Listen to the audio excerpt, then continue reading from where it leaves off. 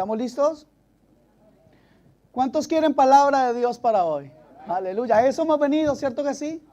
Démosle gloria al Señor porque en su amor, en su misericordia nos tiene bendecidos en el sentido de que nos ha dejado su santa palabra. Amén. ¿Cuántos trajeron su espada?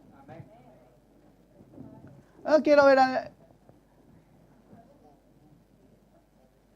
Bueno, por favor enciéndanla o ábranla. ¿Hay alguno aquí que esté hoy triste o aburrido? Levante la mano. Ok. ¿Estamos agradecidos con Dios, sí o no? Gloria al Señor. Bien, les invito a que preparen su Biblia en 2 de Corintios capítulo 6. Después les digo qué versículo.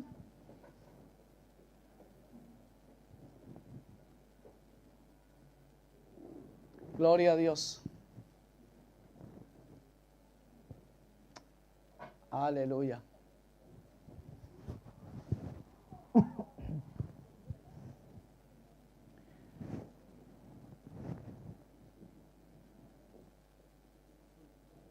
¿Están listos? Vamos a leer la escritura. Gloria a Dios. No, ¿sabe qué? Vamos a esperar un poco con la lectura de la escritura. Pero estén ahí en ese. Quiero comenzar diciendo que es muy paradójico que el ser humano busque pureza en todos los campos de la vida. Si usted está enfermo y le van a dar una medicina, usted se asegura de que le den la que es, ¿sí o no? Porque uno no quiere que le den la medicina que no corresponde, o peor, que le den una medicina combinada con otra medicina y que a lo mejor traiga algún efecto contrario. ¿Cuántos creen que eso es posible? Los hombres estamos muy preocupados porque en nuestros alimentos, mire, ¿sabe? A algunos no les gusta ni siquiera que le cambien o que le mezclen los frijoles con el arroz. Y no, a mí me hace favor, me los da separaditos. Yo conozco personas así. Por lo tanto, estamos preocupados de que todo esté haya pureza en nuestros alimentos, que no se mezcle una cosa con otra. Otra área importante en la que somos muy cuidadosos es en el área de la industria. No queremos recibir un producto que compremos que sea algo combinado, ¿no? Que no tenga los materiales correspondientes. O si quieren, ¿cuántos de ustedes les gusta comprar cosas originales? Algunos dicen, no, yo no me pongo otra cosa que no sea marca Lacoste. La cosa más fea, pero que no sea chiviado, que no sea combinado con textiles malos. Otros dicen, yo no quiero que el aire esté contaminado. Nadie quiere eso, ¿cierto? ¿A algunos de ustedes les gusta el mal olor? Ninguno, ¿cierto? A pesar de que no tienen mucha costumbre, en este último tiempo de calor, algunos sí se bañan. Pero no, es interesante que los seres humanos tenemos algunas. Por favor, no me muevan más, es que me pone nervioso. ¿Ah, no? Sí, el nervioso soy solo yo. Perdón, les decía entonces que no, vamos a hacer una cosa bien práctica. ¿Me das el otro micrófono, por favor?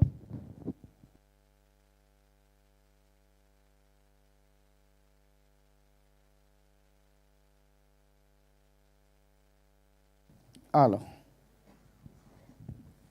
Estaba ahí que no me gusta, me pone nervioso. No tanto como eso, pero sí.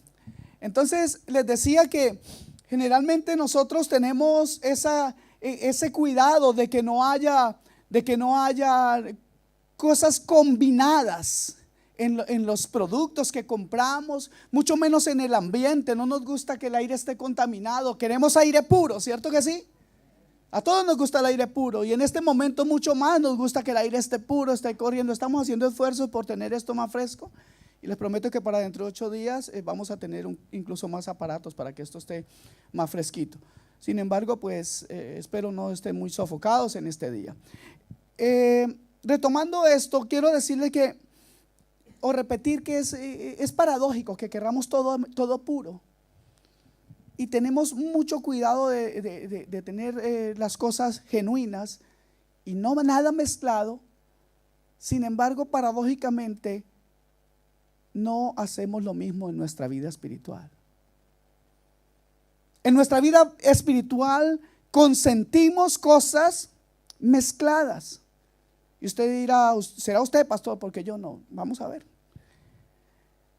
Déjeme decirle que la palabra de Dios hace una distinción entre la vida guiada por el Espíritu de Dios y la vida guiada por el espíritu del mundo.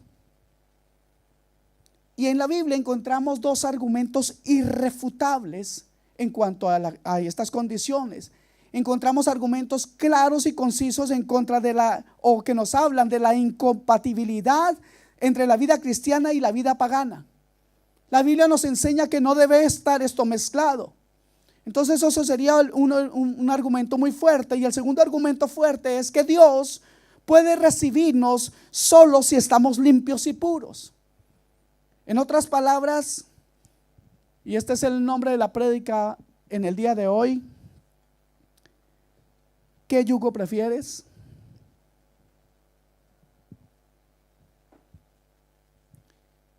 Yo quería sin mis hermanos, ¿eh? Por eso somos el cuerpo de Cristo, gloria a Dios. Gracias, hermano.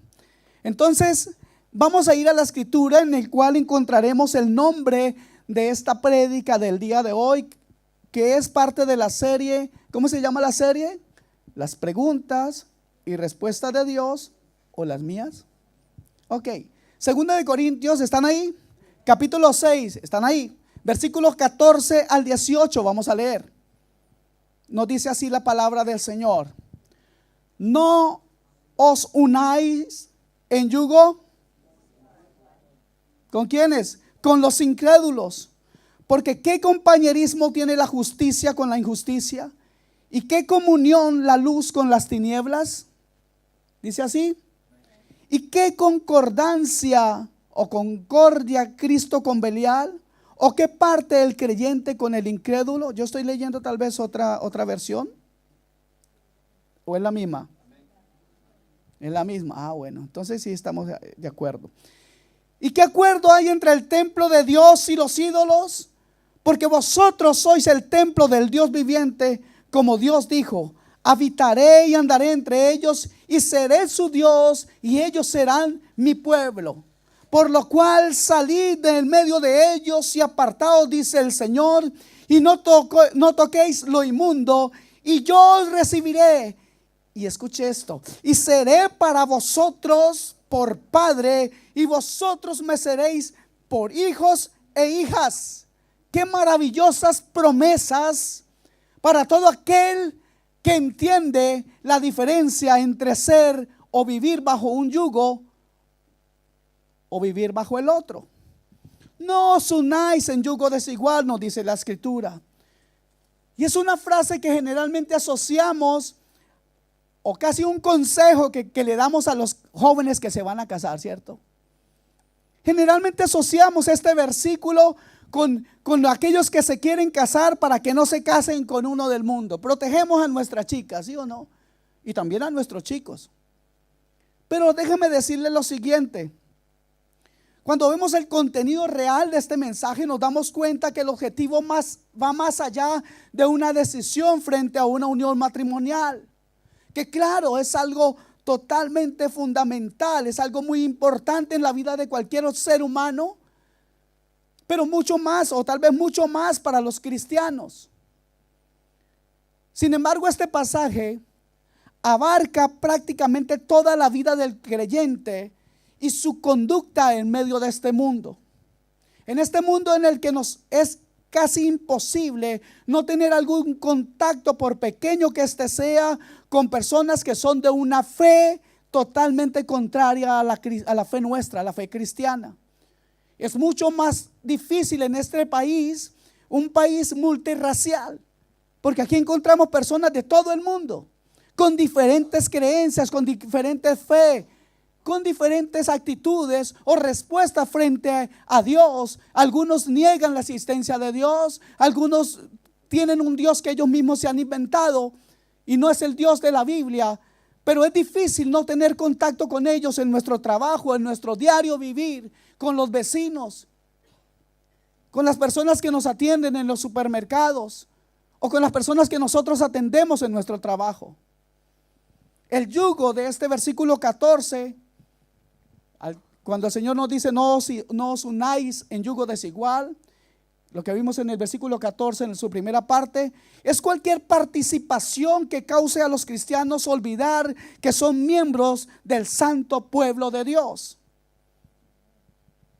Y es que a veces eso puede suceder en relaciones fortuitas o también en relaciones permanentes con no cristianos. El cristiano debe mantener su integridad como un buen testigo del evangelio de Cristo Jesús. En el cristiano siempre debe haber una distinción entre el creyente y el no creyente. Amén. ¿Están de acuerdo? Amén. Déjeme decirle que el carácter ético del cristiano no está basado en reglas. Está muy bien marcado por una pureza interior que debe ser vista, que debe ser mostrada a aquellos que son de diferente fe a la nuestra. Aquellos que se pierden sin fe, sin luz y sin esperanza, necesitan el ejemplo suyo y mío para poder a través nuestro conocer a Cristo. Amén. Por eso hoy clamo a Dios en el nombre del Señor Jesucristo, que su Santo Espíritu nos hable en esta mañana. Amén. Clamo a Dios que su Santo Espíritu traiga una revelación en cuanto a su vida, traiga una revelación en cuanto a su conducta como cristiano allá afuera en el mundo y dentro de su propia casa. Me gustaría aclarar el término yugo para los que no lo conocen. Supongo que aquí todos conocen ese término, pero yugo nos habla de un trozo de madera alargado, un instrumento para unir dos bueyes o mulas en una yunta. Son una especie de dos semiarcos que se juntan a la cabeza o el cuello de los animales, y esto los une para tirar juntos de un arado o de un carro. Yugo es eso, ese es el yugo del que estamos hablando hoy. Sin embargo, déjeme decirle que hoy por hoy también es importante entender el concepto de yugo, porque el yugo de los tiranos todavía está vigente. Y muchos lastimosamente hoy reciben o viven bajo un dominio o una opresión que se ejerce en los países. Yo no quiero entrar en política, pero Venezuela es un país que vive bajo un yugo en este momento, y qué tristeza por eso. El evangelio allí está mal mirado. El evangelio ahí está totalmente despreciado, porque la tendencia de ese yugo es negar la existencia de Dios, aunque lo quieran enmascarar. Pero entonces vivir bajo un yugo, ¿quién quiere vivir bajo un yugo así? Le levante la mano el que se quiera ir a vivir allá a Venezuela así. Entonces ese es el concepto de yugo del mundo, y luego el concepto del yugo en las cosas o los objetos prácticos que nosotros conocemos. Pero ¿a quién de ustedes le gustaría conocer el concepto del yugo que tiene Jesucristo? ¿Cuántos quieren conocer ese concepto? Amén. Entonces, para eso, por favor, acompáñeme a Mateo capítulo 11, versículos 29 al 30.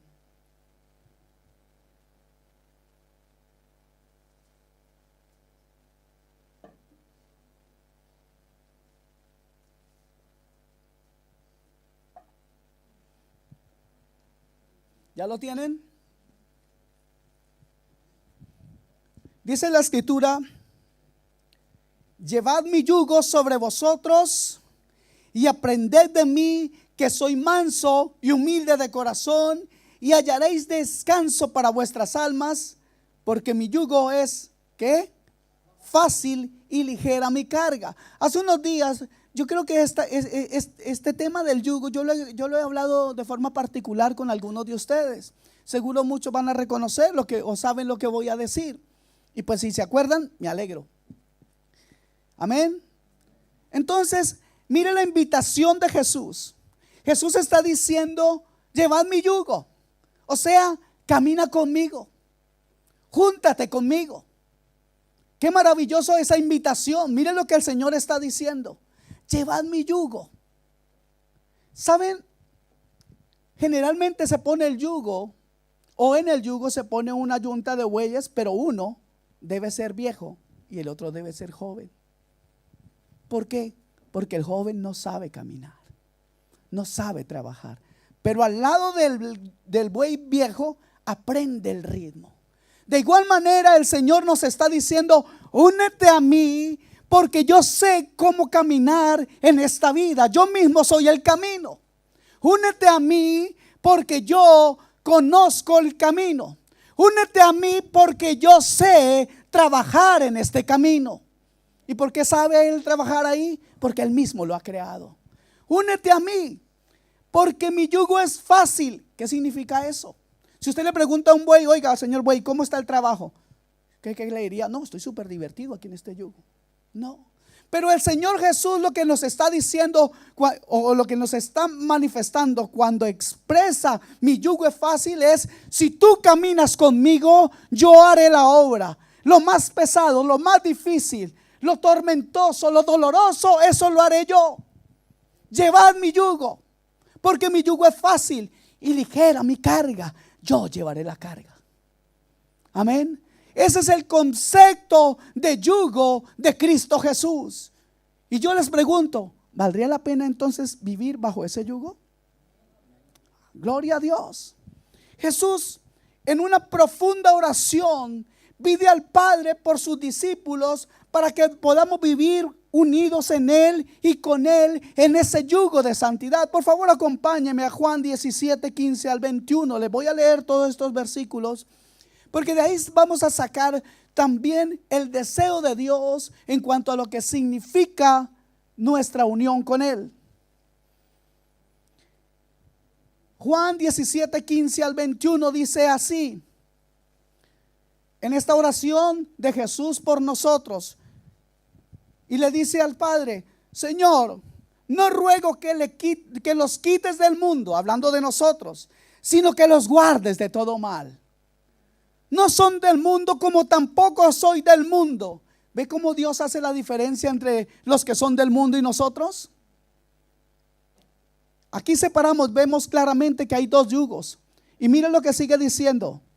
Voy a repetir el versículo 16. No son del mundo, como tampoco yo soy del mundo. Y el deseo de Dios es este. Versículo 17. Santifícalos en tu verdad. Tu palabra es verdad. Vemos el medio por el cual nosotros somos santificados, o uno de los medios por el cual nosotros somos santificados, y es su conocimiento de su santa palabra. Luego dice el Señor: como tú me enviaste al mundo, así yo los he enviado al mundo, y por ellos me santifico a mí mismo, para que también ellos sean santificados en la verdad. O sea, que tengan la capacidad de caminar conmigo. Mas no ruego solamente por esto, sino también por los que han de creer en mí por la palabra de ellos, para que todos sean uno. Mire esto: como tú, oh Padre, en mí y yo en ti, que también ellos sean uno en nosotros, con un propósito. El Señor quiere que vayamos con Él unidos en su yugo, con un grandísimo propósito. ¿Cuál es? Para que el mundo crea que tú me enviaste. Tú y yo necesitamos caminar bajo el yugo de Cristo, con Cristo, porque nosotros, caminando en Cristo, seremos testimonio al mundo que existe un Dios que tiene un plan de vida y que ha enviado a Jesucristo y nos ha rescatado a nosotros para que seamos luz en medio de toda tiniebla, para que ellos vean y conozcan que el yugo de Cristo es fácil. Amén. Pero qué tremendo es este desafío, hermano. Es un desafío gigante en el que seguramente fallaremos si no contamos con la ayuda del Espíritu Santo, que es Cristo mismo caminando con nosotros por la senda de justicia que Él mismo había preparado para que camináramos en ellas. Amén.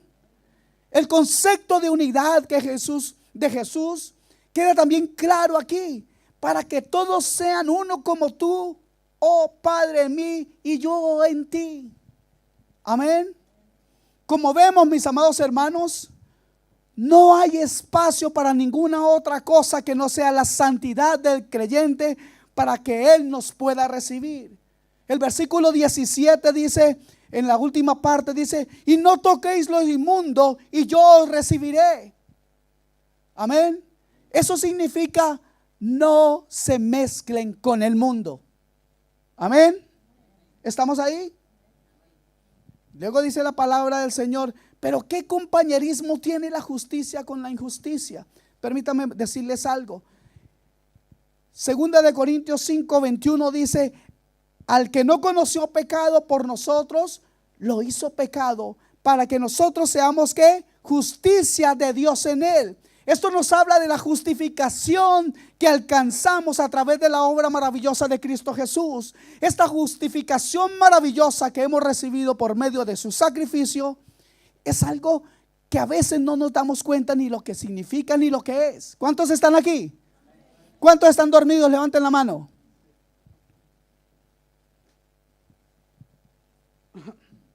¿Cuánto vale esta justificación para ti?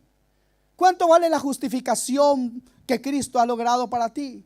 ¿Qué tan importante es para ti la justificación? ¿Sabes lo que es la justificación? En otras palabras, la justificación es que Dios nos compró en el mercado de la esclavitud del pecado. ¿Sabe?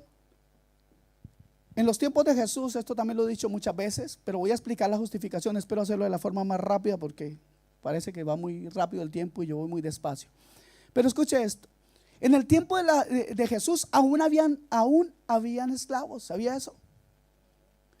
Y mire, sucede algo impresionante. Si alguien se metía en un negocio y luego quedaba endeudado, lo llevaban al juez.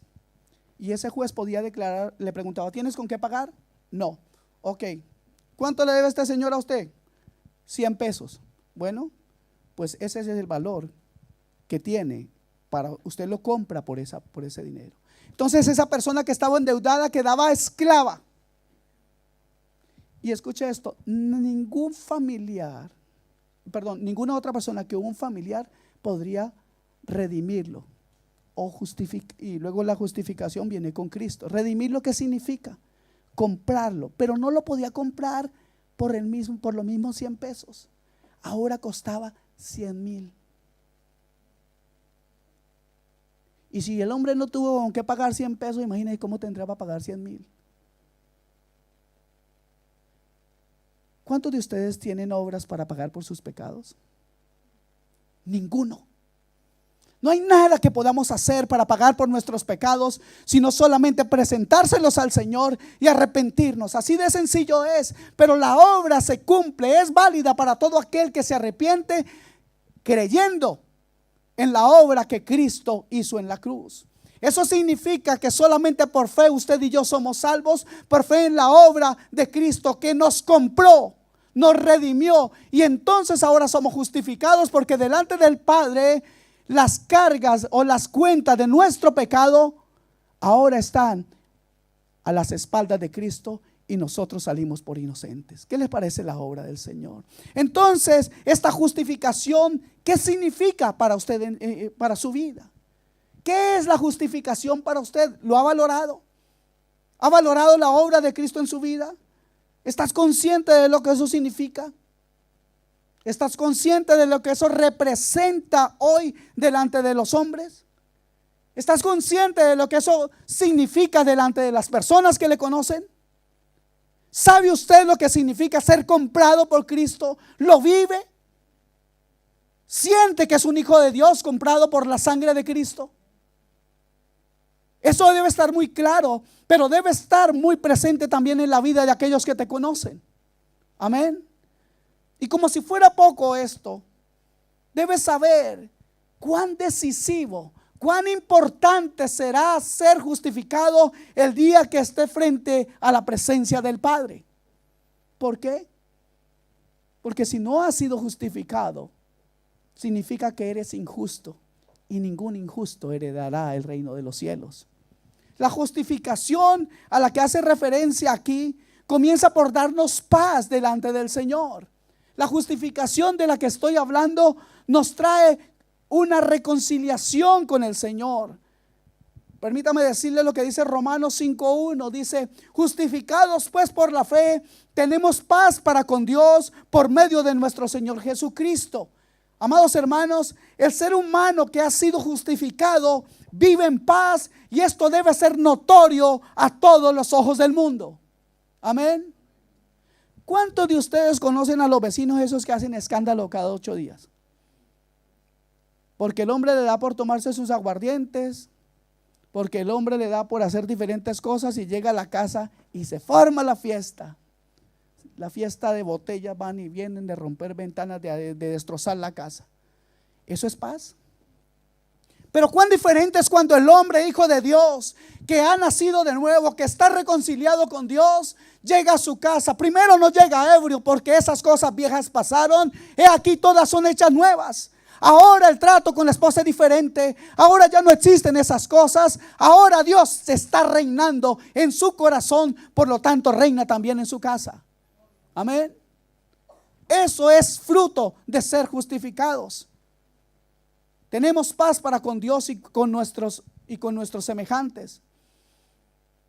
Les voy a hacer una pregunta. Después de conocer todo esto, ¿creen ustedes que vale la pena agraviar a nuestro Dios y admitir en nuestra vida el consejo, el ejemplo y el estilo de vida de aquellos que no son de Dios? ¿Vale la pena que nosotros nos mezclemos con estas cosas? ¿Vale la pena que el estilo de vida del mundo venga a imperar en nuestro corazón? ¿Tiene cabida eso en un corazón justificado? Si usted está teniendo esa clase de amistades, mi pregunta es: ¿son ellos más valiosos que Jesús para ti? ¿Están aquí? Les pido que en grupitos de a uno me contesten. Mi amado hermano, a través de estas palabras espero yo realmente en el Señor que puedas vivir en un más alto nivel. Que vengamos nosotros hoy a vivir a un alto, muy alto, mucho más grande y altísimo nivel, y perdonen la redundancia, a diferencia de aquellos que viven sin el Señor. Espero que la palabra de hoy aclare en su vida quién es usted y quiénes son ellos, y que se dé cuenta a dónde Dios lo ha levantado. Amén. Entonces hoy te invito a vivir en Cristo Jesús una vida de niveles más altos, en la comunión con Dios, por encima del ruido del mundo, por encima de todas las injusticias del mundo. Y no estoy diciendo, mi amado hermano, que no pueda hablar con ellos. No estoy diciendo que usted no pueda hablar con la gente del mundo, porque si no, ¿cómo irían? Si no, ¿quién les iba a predicar? Sin embargo, no es lo mismo que usted vaya como cualquier hombre, sino que vaya como representante de Dios. Déjeme decirle lo que dice la palabra en 2 Corintios 5:20. Dice: así que somos embajadores en nombre de Cristo. Mira la siguiente frase, por favor póngale atención a esta frase. Como si Dios rogara por medio de nosotros. Os rogamos en nombre de Cristo, reconciliaos con Dios. Ese es su labor. Ser diferente, ser embajador en el nombre del Señor, representante de Cristo en medio de este mundo que se pierde sin fe, sin luz y sin esperanza. Ese es el llamado, es su llamado a la justicia de Dios y no a la justicia de los hombres. Amén. Por esto que hemos visto, mis amados, mi pregunta es: ¿qué compañerismo tiene la justicia con la injusticia? En otras palabras, ¿qué compañerismo debe haber entre nosotros y las cosas del mundo? ¿Cuál es o con qué nos vamos a identificar? O mejor te pregunto, ¿cuál yugo prefieres? Ya viste el yugo del hombre y el yugo de Dios. Luego nos dice la palabra: ¿y qué comunión tienen las tinieblas, la luz con las tinieblas? Este es un contraste entre el reino de la luz y el reino de las tinieblas. Claramente se entiende. Segunda de Corintios capítulo 4 versículo 6 dice lo siguiente. Eso me gustaría que si lo busque. Voy a darle unos segundos, por favor.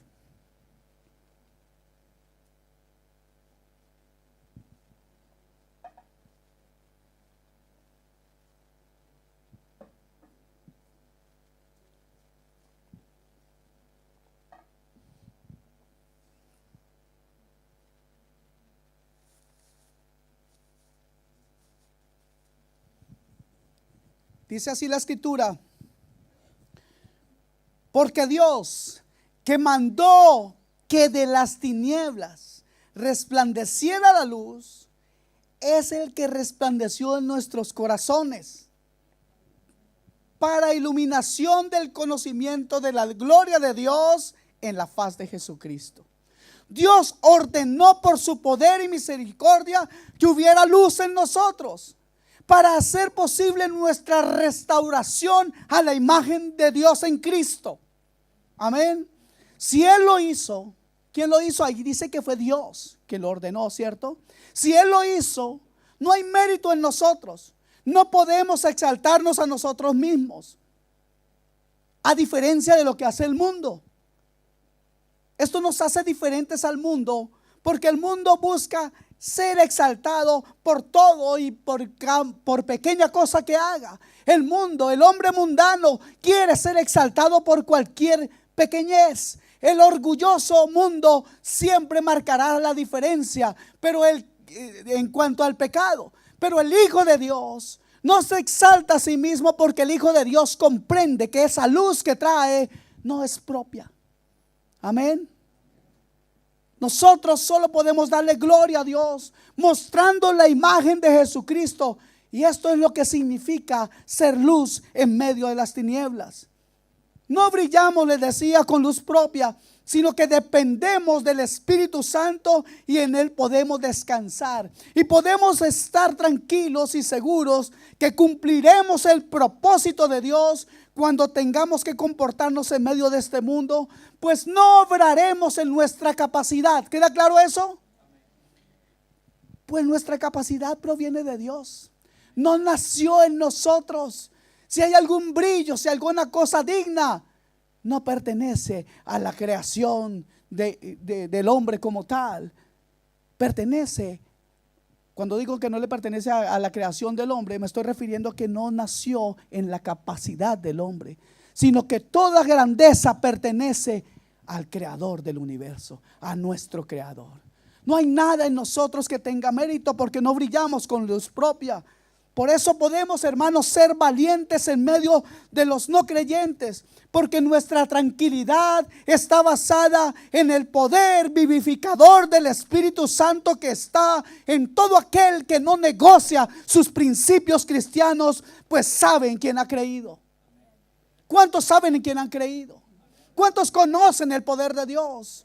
¿Cuántos saben que el Espíritu Santo está en medio nuestro? Que Él vive dentro nuestro y que está sobre nosotros para guiar nuestra vida y ser diferencia y ser luz en medio de las tinieblas. Todo aquel que no ha negociado sus principios cristianos sabe, vive y conoce la presencia transformadora del Espíritu del Señor, porque el Señor, dice la Escritura, es el Espíritu, y donde está el Espíritu, allí hay libertad. Amén. Allí hay libertad. Usted y yo caminamos en libertad si no negociamos nuestros principios en medio del mundo. Pero no solamente estoy hablando de esa libertad, o mejor dicho, no solo de esa libertad nos habla la palabra de Dios. Nos habla de libertad del pecado. Romanos 6, capítulo 6, versículos 6 y 7 dice: sabiendo esto, que nuestro viejo hombre fue crucificado juntamente con Él, o sea, con Cristo, para que el cuerpo del pecado sea destruido, a fin de que no sirvamos más al pecado, porque el que ha muerto ha sido justificado del pecado. Muerto a nuestra vieja vida. Amén. Gloria a Dios. Esta libertad también nos trae libertad de la muerte. Romanos 6, 22 y 23 dice: mas ahora que habéis sido libertados del pecado y hechos siervos de Dios, tenéis por vuestro fruto la santificación y como fin la vida eterna. Y versículo 23 usted se lo conoce: porque la paga del pecado es muerte, mas la dádiva de Dios es vida eterna en Cristo Señor Jesús nuestro. Libertad del pecado, pero también tenemos libertad de la condenación. Y Romanos 8, 1 y 2 dice: ninguna condenación hay para los que están en Cristo Jesús, los que no viven conforme a la carne, sino conforme al Espíritu. Porque el Espíritu de vida en Cristo Jesús es el que me da libertad, me ha libertado de la ley del pecado y de la muerte. Esa es la libertad con la que Cristo nos ha hecho libres. Mis amados hermanos, no le hace falta nada. No necesita este evangelio que se le agregue nada. Este bendito evangelio es completo. Tú solo necesitas predicar el evangelio en medio de este mundo, porque es suficiente este evangelio para salvar, para liberar, para libertar del pecado, de la muerte y de la condenación a todo aquel que lo recibe, a todo aquel que cree. ¿Cuántos pueden decir gloria a Dios? Yo quiero que hoy entiendas, en el nombre de Jesús, mi amado hermano, te lo digo de verdad, en el nombre de Jesús, tú no fuiste salvo para ser un mediocre. Tú has sido salvo. Tú fuiste salvo para hacer luz en medio de las tinieblas. Tú fuiste salvo para marcar diferencia. Amén. Dice la palabra, ¿y qué igualdad o qué concordia hay entre Cristo y Belial? Aquí Belial fue un hombre normal hasta hace algunos siglos, pero la iglesia primitiva, entendiendo que Belial era alguien como un traidor, pues entonces le adjudicó ese nombre a Satanás también. Y sabe una cosa, Jesucristo reafirma eso, porque Jesucristo dijo: en este momento viene el príncipe de este mundo, pero él nada tiene en mí. Wow. Piense por favor en esa frase.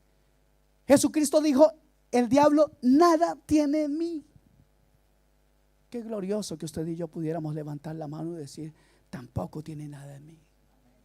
¿Podemos decir eso? Mira, hermanos, la gran diferencia. Mire la obra de Jesús y la obra del enemigo. Jesús, por medio de todo su poder y el poder del Espíritu Santo, arrebata hijos del diablo para llevarlos al Padre y darles vida eterna. Esa es la obra del Señor. Pero el príncipe de este mundo solo quiere que sean hijos de ira, hijos de desobediencia, hijos del diablo. ¿Se dan cuenta la diferencia de los dos yugos? La pregunta es, si vemos la diferencia entre esos dos yugos, ¿encuentra usted algún parecido entre ellos dos? ¿Hay alguna similitud? Definitivamente no. Luego la palabra del Señor nos dice: ¿qué parecido, qué similitud hay entre el creyente y el incrédulo? No hay ninguna, no debe haber. Mire, le voy a expander un poco la palabra compañerismo. En el original es la palabra metoché o metoché. No, yo estoy hablando como francés, alguno me está confundiendo. Entonces la palabra compañerismo, metoché, y luego en la palabra comunión, esa la conocen algunos de ustedes, koinonía, ni concordia. La palabra concordia en el original es la palabra sinfonesis, de donde entendemos nuestra palabra sinfonía.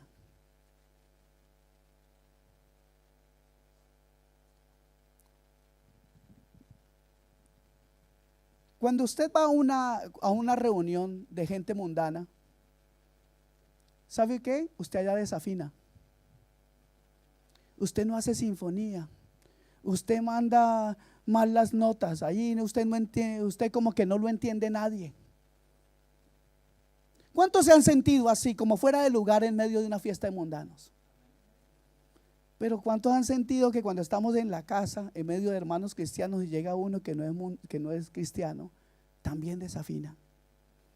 Porque su vocabulario, su forma de pensar, la forma en que expresa sus pensamientos es totalmente diferente a la nuestra. Por lo tanto, no armoniza ni hace sinfonía con nosotros. Hay diferencia, mi amado. Hay una gran diferencia. Pero lastimosamente a algunos se les olvida qué parte de la partitura musical tienen en la vida. A algunos se les olvida de qué orquesta son. A algunos se les olvida de qué grupo musical pertenecen. A algunos se les olvida a quién tienen que alabar. Y en medio de una reunión de no cristianos resulta alabando y bailándole al diablo, como si eso fuera parte de la luz que debería ser. ¿Cómo es posible que permitamos que la tiniebla se meta en nuestra vida? A veces con pequeñas cosas. Pero la pregunta para nosotros hoy es: ¿qué yugo prefieres? ¿Qué prefieres? Luego nos hace la pregunta aquí la palabra: ¿qué acuerdo hay entre el templo de Dios y los ídolos? Esta palabra, el templo de Dios y los ídolos, nos insta a la ruptura total de nuestro cristianismo y de nuestra fe con toda clase de idolatría. Sin embargo, Romanos 2:22 dice algo bien interesante, y quiero preguntar esto a cada uno de ustedes. No levante la mano ni me lo responda, respóndaselo al Señor, porque la pregunta es en Romanos 2:22: ¿tú que dices que no se ha de adulterar, adulteras? ¿Tú que abominas de los ídolos, cometes sacrilegio? Hermanos amados, el pueblo de Dios debe llegar a esta ruptura, porque la iglesia es el templo del Dios viviente. Amén. El término templo es en hebreo noas, se refiere al santuario interior donde estaba colocada la divina presencia de Dios, y era un lugar especial a diferencia de toda la otra área del templo. Pero ahora les decía, la iglesia es el pueblo de Dios, y todas las promesas del Antiguo Testamento le pertenecen a la iglesia. La idolatría y el resultado el resultado diario de la idolatría es una corrupción moral, pues son totalmente irreconciliables estas dos cosas. Me refiero a que no pueden estar en ningún lugar juntas la luz y la oscuridad. Amén. Jesús mismo usó la palabra templo para referirse a su cuerpo. ¿Recuerdan eso? Cuando él dijo cosas como: destruiréis este templo y en 3 días lo levantaré. Él se refería ¿a qué? Al templo de su cuerpo. Por lo tanto, el Espíritu Santo, mis amados hermanos, que mora en nosotros, nos fue dado para separarnos del mundo y de toda idolatría. Hoy, como su pueblo, su templo, nosotros, depositarios del Espíritu del Santo de Dios, somos llamados a ser santos en medio de un mundo de pecado. Amén. Cuando hablamos de idolatría, generalmente pensamos en las estatuas o imágenes de yeso y de madera que tiene la iglesia católica. ¿Cuántos han hablado? No, es que los idólatras esos, ¿sí o no? Hemos señalado durante mucho tiempo a la iglesia católica. Y sí, es verdad, obviamente ellos son los santos de ellos, esos muñecos son utensilios del diablo para engañar a los que no conocen la palabra de Dios. Pero ahora les hablo a ustedes, hermanos en Cristo, que ya saben que esos ídolos no pueden responder, que aunque tienen boca no hablan, que aunque tienen oídos no escuchan ningún clamor, que aunque tienen esos oídos no ayudan a nadie en la angustia.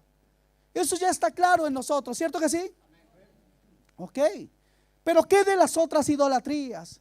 La idolatría por las cosas del mundo, por la fama, por la popularidad. La idolatría incluso por personas. Algunos hijos en algunos hogares son el centro de la vida, son la idolatría misma.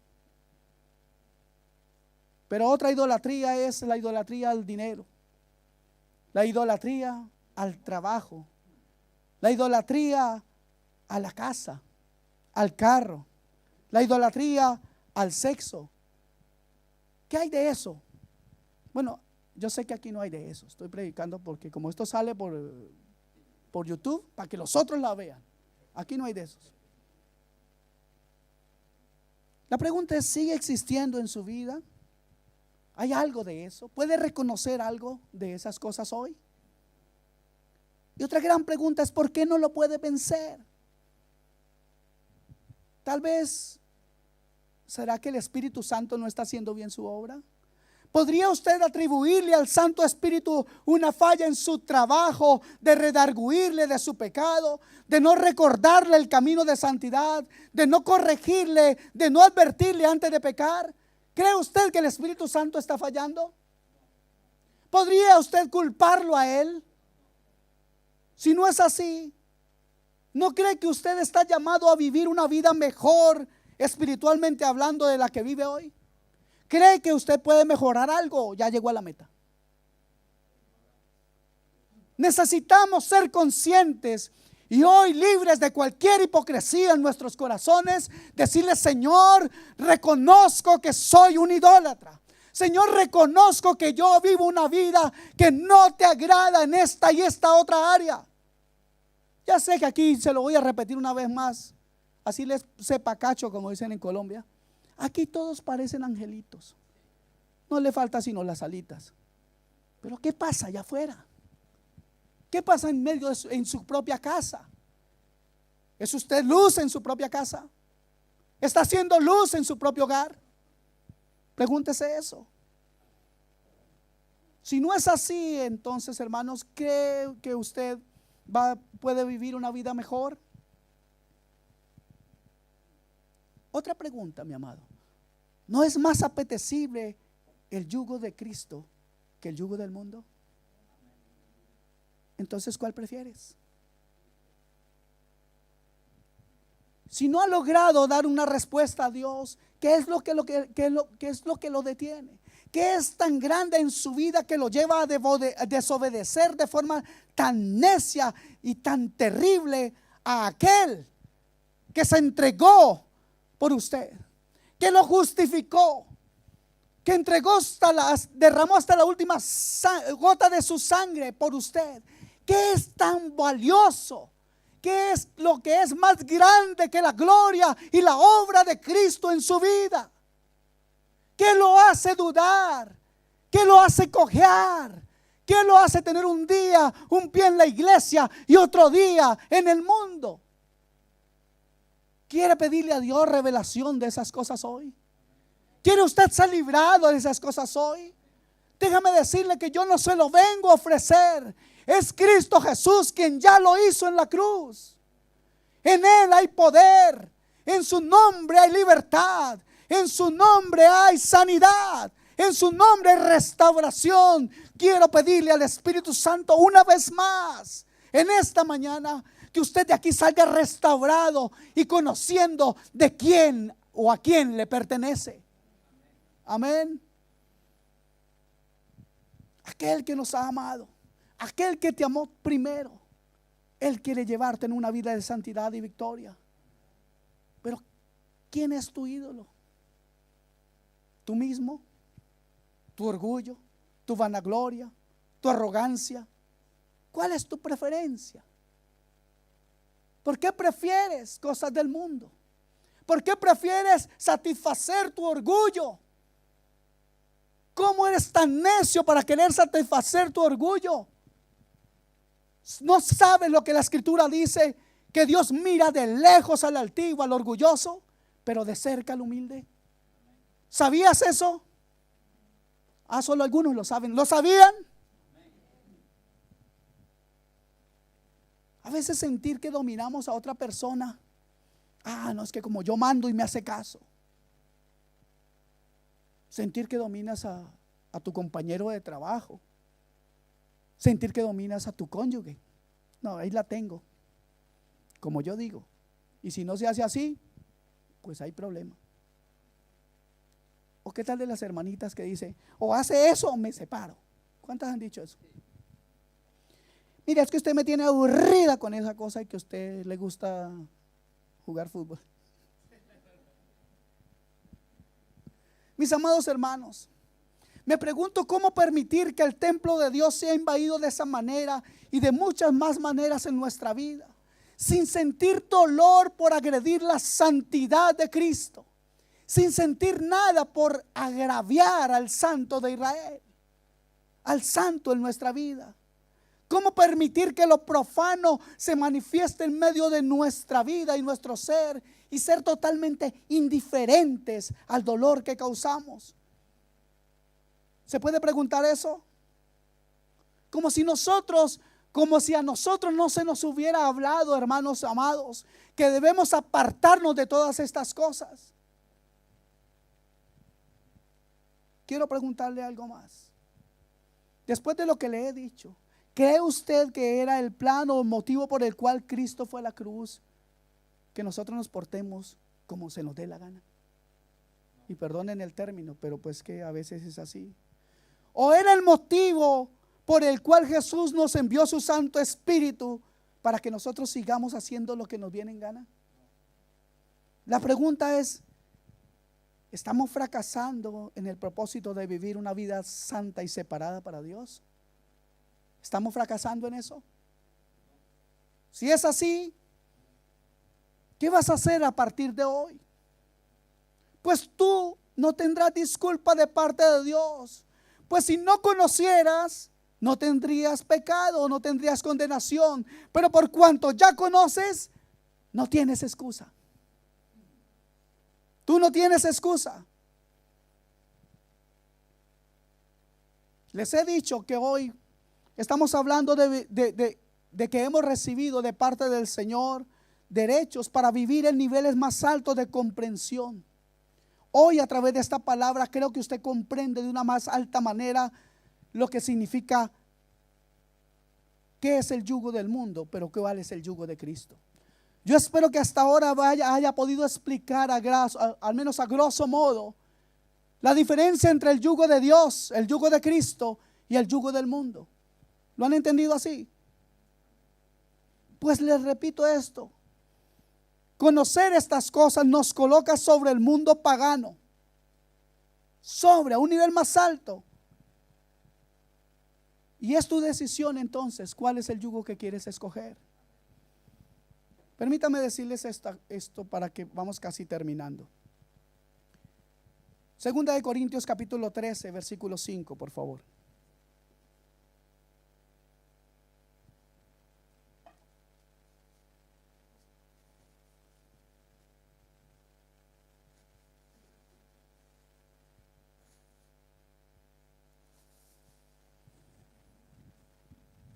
Y esto es lo que quisiera que hagamos hoy. Un examen de nuestras propias vidas. Dice así la escritura, versículo 5 del capítulo 13 de Segunda de Corintios. Examinaos a vosotros mismos si estáis en la fe. Probaos a vosotros mismos. ¿O no os conocéis a vosotros mismos que Jesucristo está en vosotros? A menos que estéis reprobados. Levanten la mano los reprobados.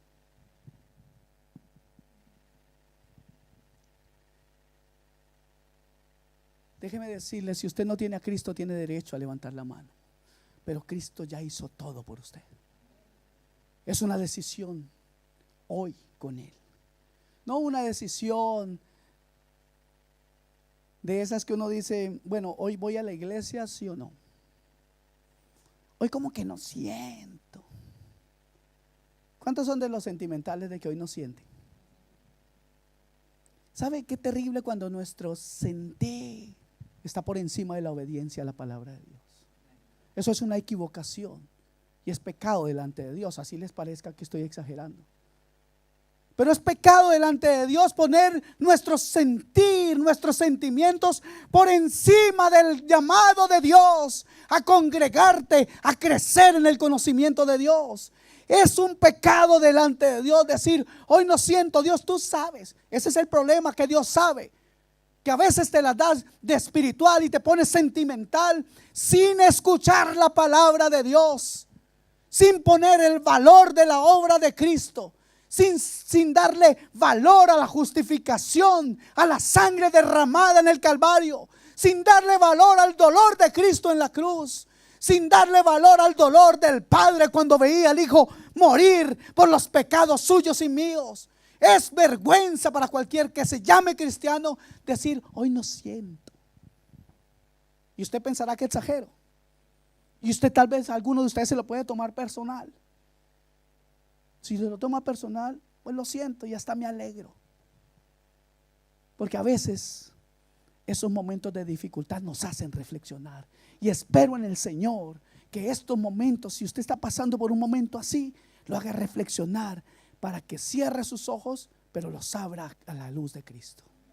para que ponga sus ojos en Jesús, el autor y consumador de la fe, para que usted ponga los ojos en la cruz, de donde fluye grande amor, misericordia, gozo y paz.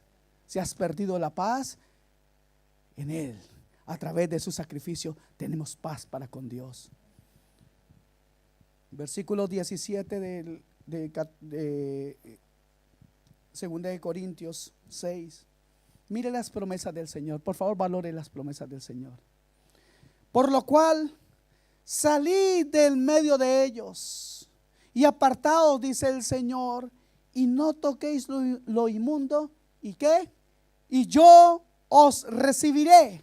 Y mire, la segunda, Dios nos recibe cuando nos apartamos del mundo, cuando no caminamos con el mundo, cuando tenemos decidido cuál es nuestro yugo. Y seré para vosotros por padre, y vosotros me seréis por hijos e hijas, dice el Señor Todopoderoso. Y permítame agregar el versículo número 1 del siguiente capítulo, 2 de Corintios capítulo 7, versículo 1. Miren lo que concluye el apóstol Pablo después de enseñarnos estos versículos anteriores y demostrarnos todas estas promesas de parte del Señor. Dice así la palabra del Señor: así que, amados, puesto que tenemos tales promesas, limpiémonos de toda contaminación de carne y de espíritu. O sea, hay pensamientos y hay acciones de pecado, hay acciones que son el resultado de pensamientos. A veces no llegan a suceder cosas en nuestra vida, no pecamos de forma física, pero aquí también pecamos, ¿sí o no? Entonces, limpiémosle de toda contaminación de carne y de espíritu. ¿Y cómo hacemos eso?, preguntará usted. La palabra clara es y nos dice: perfeccionando la santidad, ¿en qué? En el temor de Dios. ¿Sabe? Si usted tiene temor a Dios, usted tiene temor de ir a revolcarse al mundo. Si usted tiene temor de Dios, tiene temor hasta de sus propios pensamientos. Si usted tiene temor a Dios, usted tiene temor de sus palabras. Si usted tiene temor a Dios, usted tiene temor a sus miradas. Si usted tiene temor a Dios, la arrogancia no puede estar en su vida. El orgullo debe desaparecer. Si usted tiene temor a Dios, si usted es un nacido de nuevo, el yugo del mundo no le agradará.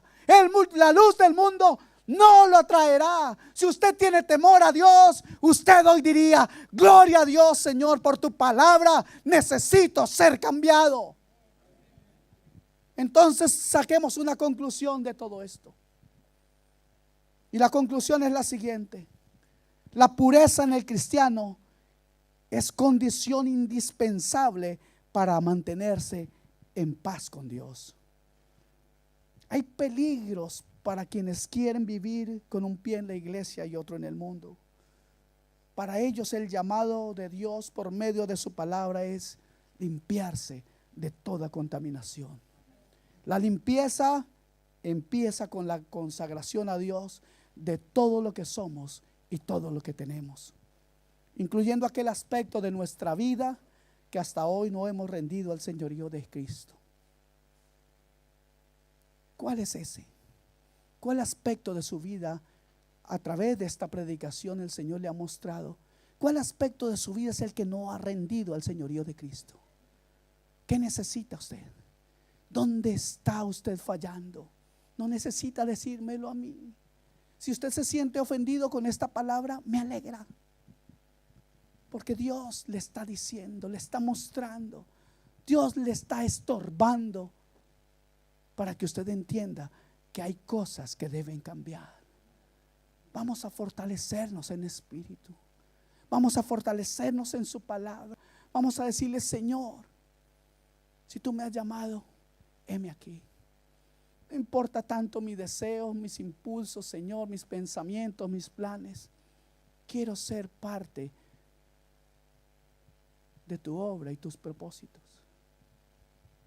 Señor, bendice